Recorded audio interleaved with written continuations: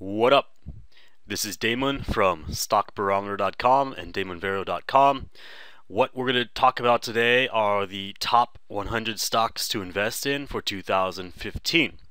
Now, I don't want to make an overly long video, so I'm going to be splitting this into 10 parts. Each time I will introduce 10 stocks that will likely increase a significant amount within this year.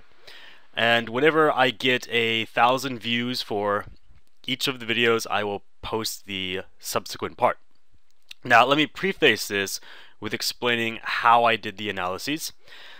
Usually I just go with technical analyses because I tend to be a swing trader. However, for long-term investing, you can't just use technical analyses and be really confident that the stock is going to go up in the long term.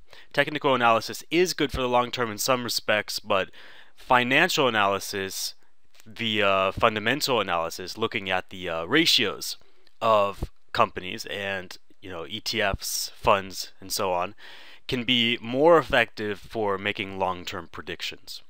In addition, sometimes news is useful, but news tends to be more useful for not blue chip stocks, but smaller penny stocks.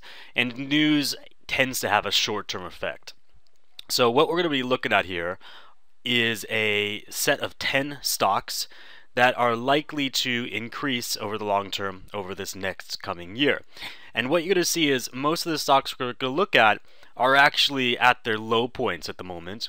But something interesting about them is that they are all over a strong level of support, which means although they are low, we have evidence that they are pretty much at their lowest and will begin to bounce back. And that's what we're really looking for these long-term investment stocks.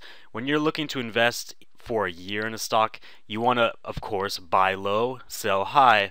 Now, to buy low, you've got the concern of, if I'm buying low, is it low because it's continuing?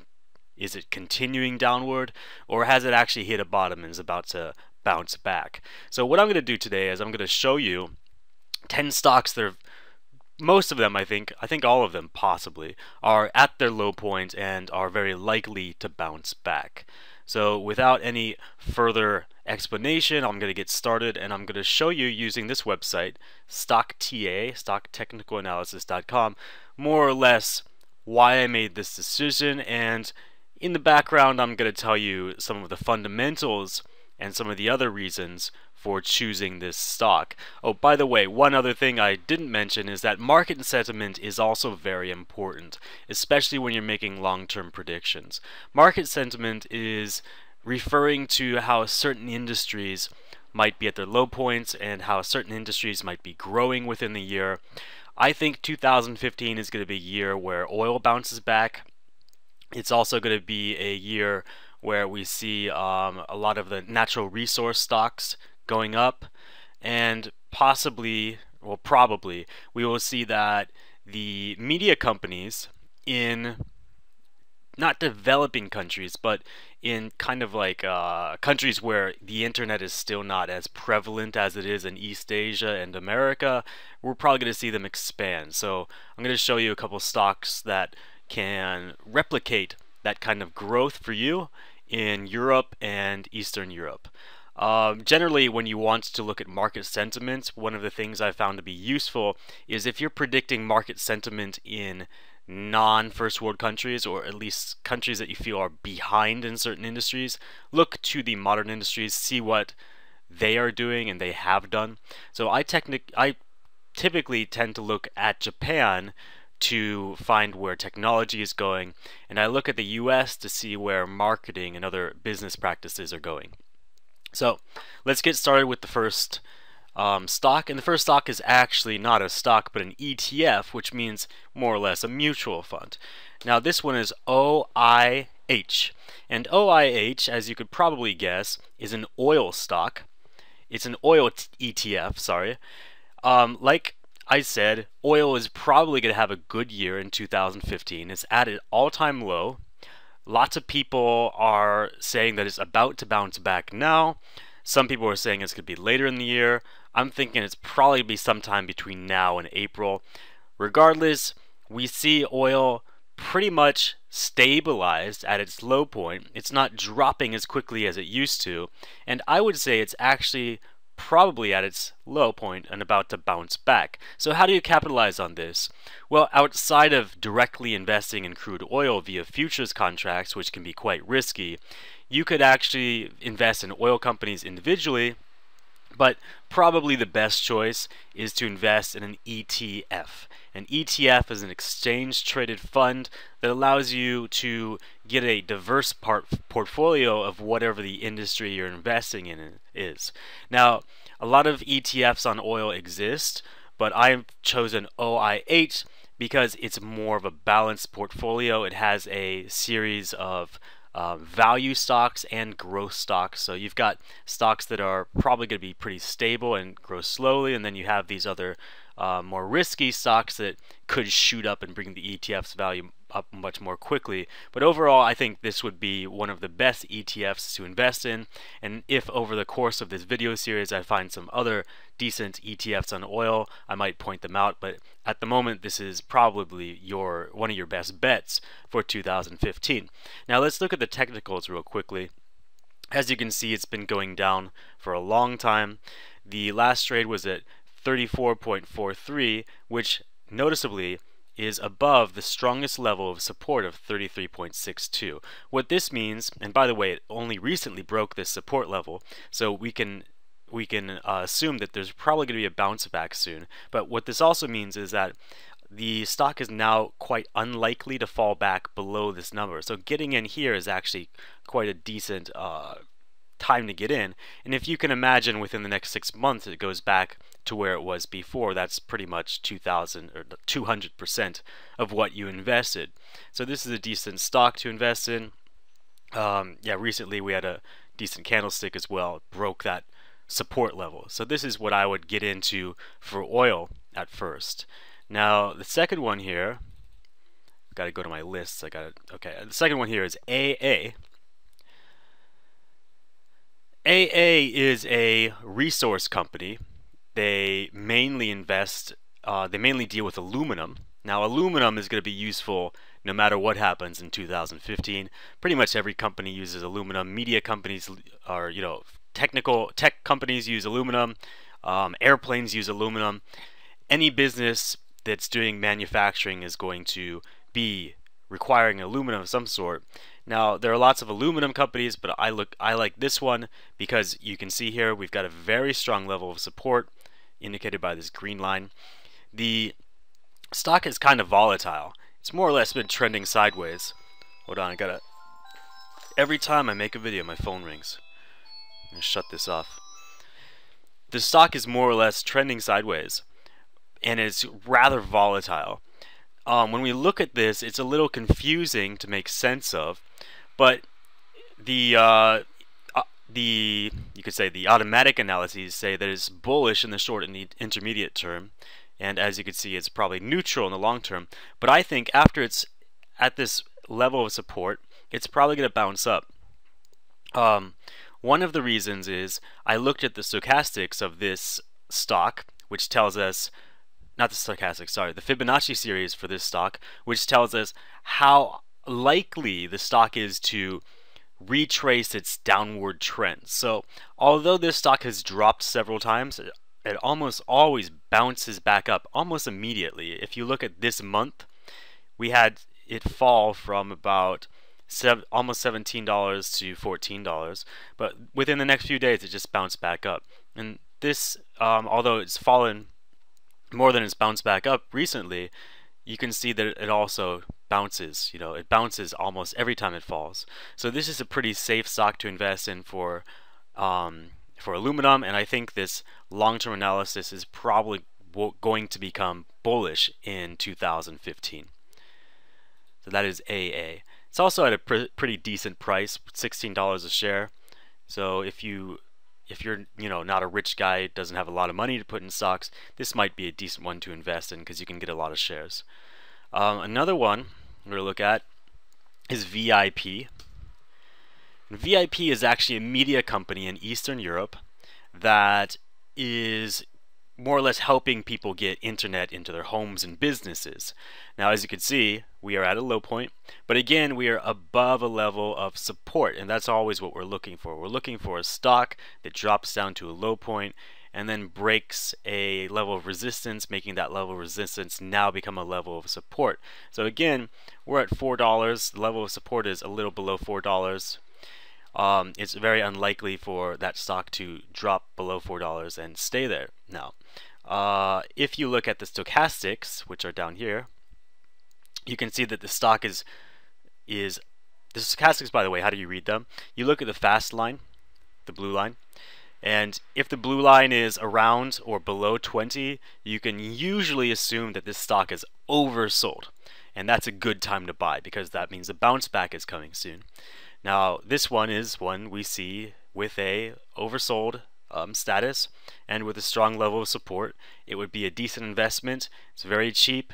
If you are interested in the markets of Eastern Europe, if you're interested in investing in internet, media companies, this is a good one. The next one we're going to look at is NE. And I believe this is, I gotta double check my notes for a second here, but I believe this is also a very similar to VIP. I believe this is the media stock for Western Europe. And I need to look it up real quickly. No, okay, sorry. This is another, okay. This is a company in the UK that's focused on drilling oil and oil exploration. So this is an individual stock. I forgot I included this in this list, but this is an individual stock that could prove very lucrative when oil bounces back. And again, we are above a strong level of support. This is a UK company. They have drilling operations throughout the world, from the US, in Africa, in the Middle East. They got it everywhere. Their financials, I think, are pretty sharp. Let me check here. Yeah, they have a growing price to earnings ratio, which means that people are expecting this stock, investors are expecting this stock to grow. When you have a price to earnings ratio that's increasing, that generally means that there are good things in the works for this company and it should be moving upwards soon. Now, is there anything else interesting here? I would say no, but more or less, if you want to be more of a risky investor on oil, this would be better than that ETF I previously showed you. All right, we're going to look at another ETF. This is XLE. This ETF is focused on the energy sector of the S&P 500, the main stocks in the US. So as you can see, it's very bearish in the long term, which is why we see it at its low point. Now, this is also interesting because not only are we above a level of support, but if you can look here, you'll see a gap. You'll see a gap between this red candlestick and this other red candlestick. Gaps almost always fill. So at the very least, we can be quite certain that this stock price will fill that gap, which means it's probably going to hit 85 at some time within the next year. So this is almost a sure bet. If you invest, if you invest $80 now and you get 85 later, that's a decent profit. However, it is quite an expensive ETF. It's at $80 per share. If you don't have a lot of money, you might not want to go with this as the energy sector ETF of your choice. You might want to go with a individual stock, or you could go with the oil ETF. Now, the difference between this ETF and the oil ETF is, I would say this ETF is a lot more conservative than the oil ETF. This one is more focused on value stocks than growth stocks, so it's less risky. You're not gonna see this drop to $50, within the next year. But of course, that protection against risk does come at a price. So that is XLE. Another stock is a media company. If you have radio in your car, you're probably using something like this. It's called SIRI. SIRI is actually a radio station not a radio station, but a series of radio stations using satellite radio. And as you can see, the analyses pretty much say it's a bullish stock. It's moving upwards slowly. Now this is different from the other stocks we looked at because it's not at a low, and we're not trying to get in at a low and then hope for it to bounce back. This stock really can't bounce back because it's never been really high. You can see it's only trading at $3. It's a very cheap stock. The only problem with this stock is we see actually a level of resistance above where we're at, which makes it more of a dangerous play. However, the momentum of the stock is telling us it's going upward. But one interesting thing is that it's been around, this company has been around for a while, and it's more or less solidified its position in its industry and is also now expanding into other areas. So as terrestrial radio kind of went under, SIRI became the replacement for terrestrial radio, and they started using satellites in place of just terrestrial radio. And now I think they're faced with this problem where people are turning to the internet for radio, but SIRI isn't like one of those companies that sticks with their original plan. They are actually trying to integrate radio into how they do business. So I think from a fundamental analysis and from a market sentiment analysis, this is a decent stock to invest in. We also see that pretty much every type of indication here is bullish. I like this very bullish Fibonacci series. It says that no matter what time interval we're looking at, whether it be short, intermediate, or long, we have an extremely bullish bounce back whenever the stock price falls. So we see it falling here, but it bounces back pretty much immediately. Falls here, bounces back, falls here, bounces back. The fact that it's very bullish means that the bounce back is in response to the falling. It's not the falling comes after a increase in price. So in other words, we're not saying that the stock went up and then it fell as a result. It's the other way around. The stock fell and it went up as a result. What this means for us, for people investing, is that it's a safe stock because if it does fall, we can hold on for a while to see it bounce back, because that's what's most likely going to be happening when we have this kind of Fibonacci analysis. So overall, I think this is a pretty good stock, and because of its price, it's easy for the individual investor to get a large amount of shares on. The next one is LBTYK, and I believe this was the West Europe media company that's helping make the internet become more prevalent in Western Europe, just like it is in the US and East Asia. Let me double check real quick, and yes, I am correct. So this is a UK company, and they are focused on moving not only internet into Europe but also into South America. And as you know, everybody wants to get on the internet. This is going to be one of those big changes in 2015. Everybody is on the internet in East Asia and the US, but some areas in the world have lagged behind. I believe that the companies that are helping those areas catch up with the rest of the world are probably going to make decent profits within 2015. Again, this is a stock that's above a support. Although it's not at a yearly low, it has shown potential that it can go up to at least $50. And because we're above this level of support, we can more or less be confident that the stock is likely to go up and not down. So let's say it reaches $50. Well, we've made $5 on every share we bought. What else? Anything else here? The Fibonacci's are very bearish in the short term, but they're bullish in the long term, so we can just say this is more or less a wash. So let's say that this is a good pick for people who believe that the internet's going to be more and more important in Western Europe and South America. The next stock we're looking at, I forget where we are on this list, so I might have to open up the list. Okay, we are now at the financial sector. Financial companies unless there's a big crisis, unless the market suddenly turns quite bearish, financial companies tend to do well because they're good at managing money. Here we have Morgan Stanley, which I'm sure a lot of people have heard of. Morgan Stanley has dropped to a relative low and is more or less very bearish in the short term and bearish in the long term. But even though it's dropped to a low, the fundamentals say that it's pretty much stable. It hasn't, there's really no reason for the drop off if you look at the financials. Profit margin's good, the operating margin's good. It grows with the market when the market is bullish. So if we do see a continuation of the bullish market into 2015, this will be a decent stock to invest in.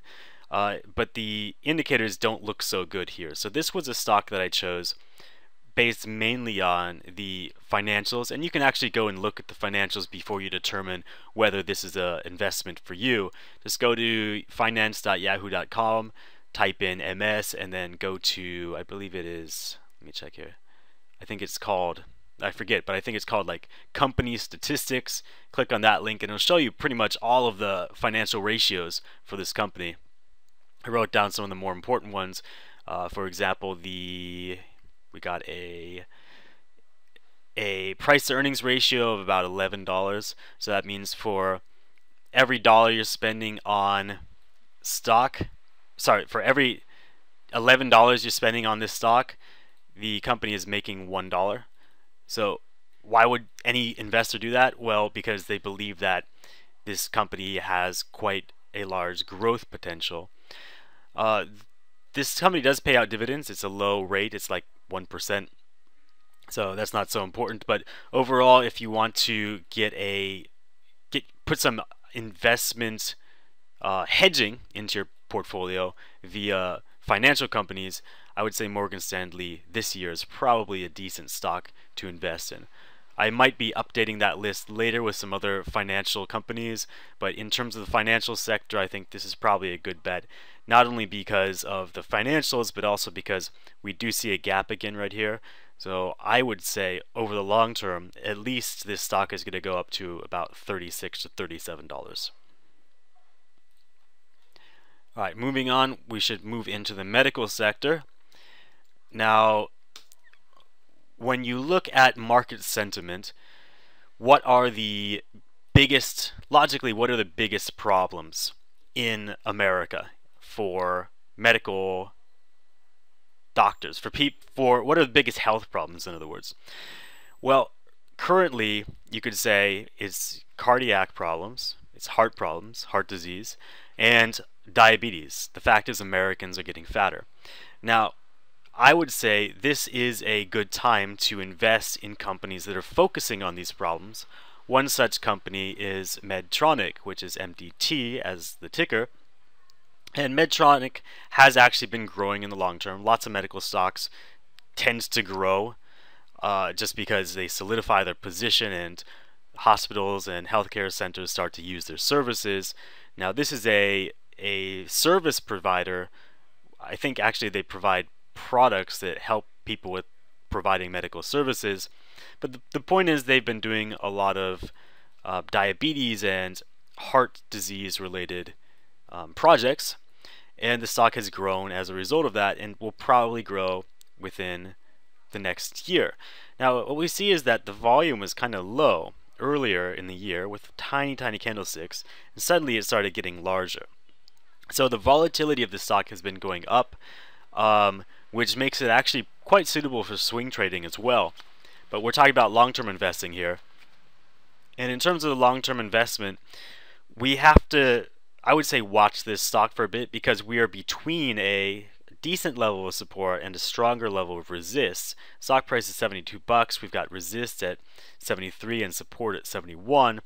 So we're more or less stuck between those two areas, but the long-term analysis says that we're bullish. If we can break this level of resist and then again this level of resist, there's no telling how high this stock can go. The stochastic says that the stock is oversold. Yes, correct. It's oversold, so it should experience a bounce back quite quickly. If that bounce back does exceed this level, then things look like we'll have smooth sailing from there. Um, the price earnings ratio for this stock is actually quite high. It's around 20 bucks. All of the other financials look pretty good. There have been slight drops in the earnings growth recently, but I think that will be countered by a higher need for diabetes and heart disease medication. So that is Medtronic, MDT. And I believe this is our last stock. We are at number 10. You might feel surprised. I would say the last stock in manufacturing for this, well, the only stock in manufacturing that I've really recommended for this first part of the video would be Ford Motor Company. Now, everybody's been saying bad things about the US car industry for the past couple of years, ever since the economic collapse in 2012.